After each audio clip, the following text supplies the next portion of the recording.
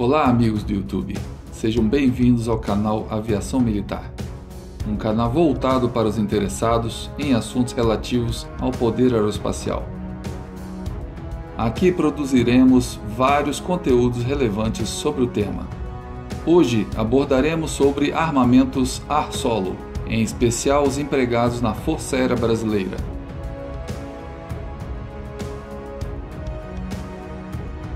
Esse vídeo é de média complexidade, com alguns termos e conhecimentos especializados, aproveitando a minha experiência como piloto da reserva da Força Aérea Brasileira, onde servi em várias unidades operacionais, tendo realizado inúmeros cursos no Brasil e exterior, além de ter participado em muitos exercícios operacionais da FAB.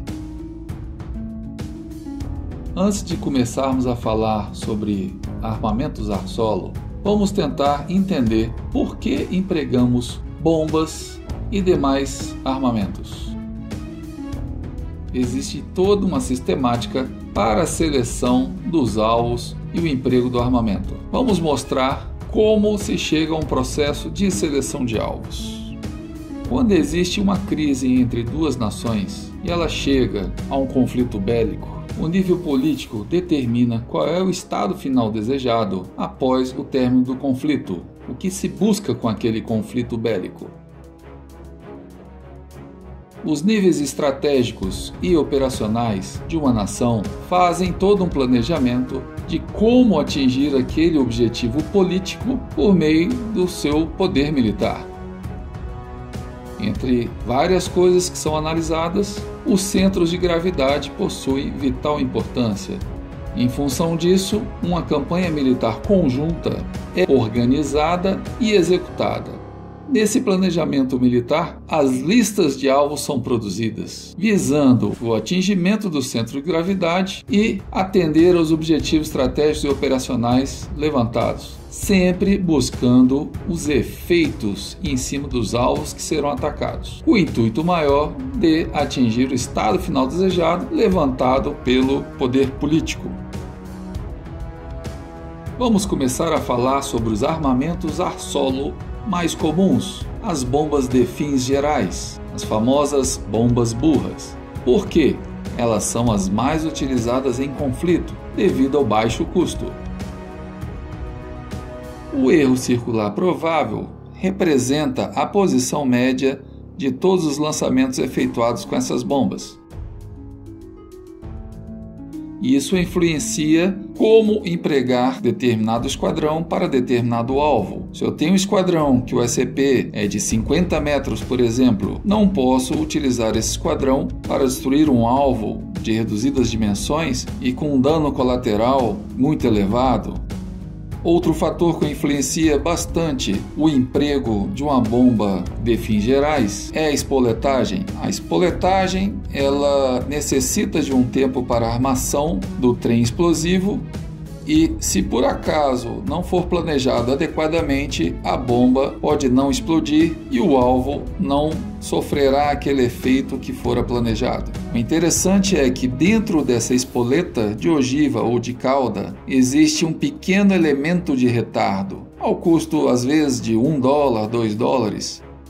Esse pequeno elemento faz com que um efeito sofra variadas consequências. Exemplo, um elemento de retardo instantâneo ou sem retardo ou 0,1 segundo faz com que a bomba estoure na superfície, adentre 10 metros ou adentre até mesmo 30 metros de uma edificação.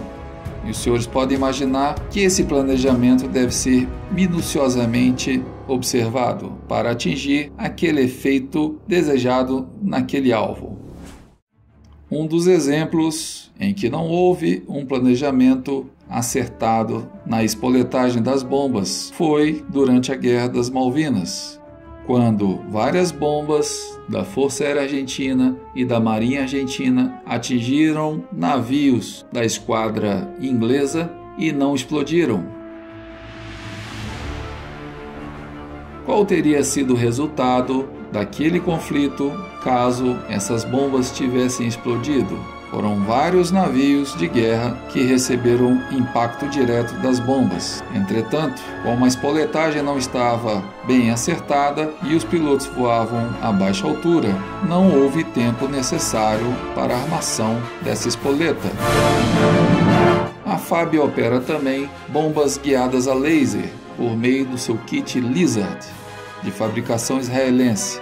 Uma bomba configurada com o kit Lizard consegue uma precisão até 3 metros, mas necessita de uma designação laser. Além da eficácia desse armamento no tocante à precisão, a aeronave lançadora pode manter uma distância segura do alvo, sem se expor a uma defesa antiaérea.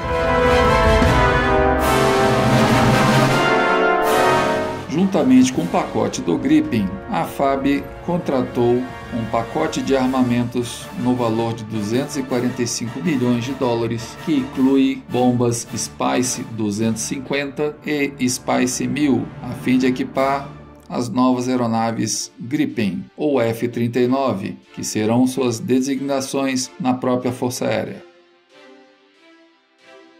A bomba Spice é uma bomba de planeio, ou seja, a aeronave lançadora pode lançar a grande distância, 60 km para a bomba Spice 1000 e até 100 km para a bomba Spice 250, evitando assim aproximar-se de área altamente defendida, além de contar com uma precisão excepcional desse tipo de armamento. A Força Aérea emprega também mísseis ar-solo. Os mísseis Ataka são empregados pelas aeronaves do Esquadrão Poti, localizado em Porto Velho.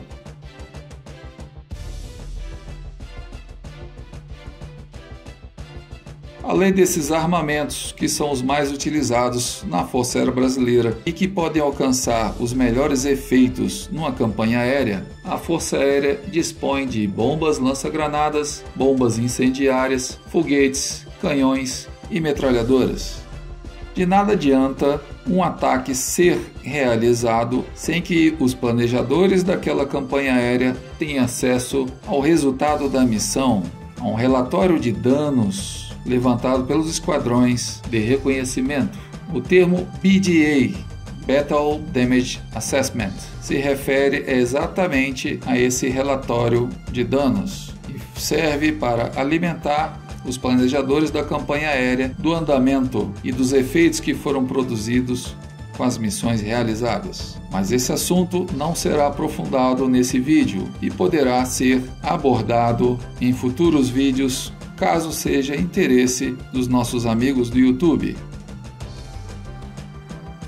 Chegamos ao final deste vídeo. Caso tenham gostado desse conteúdo, peço por favor que se inscrevam no canal e deixem o seu like. Isso é muito importante para que continuemos a produzir mais e mais conteúdos. Muito obrigado a todos e até o próximo vídeo.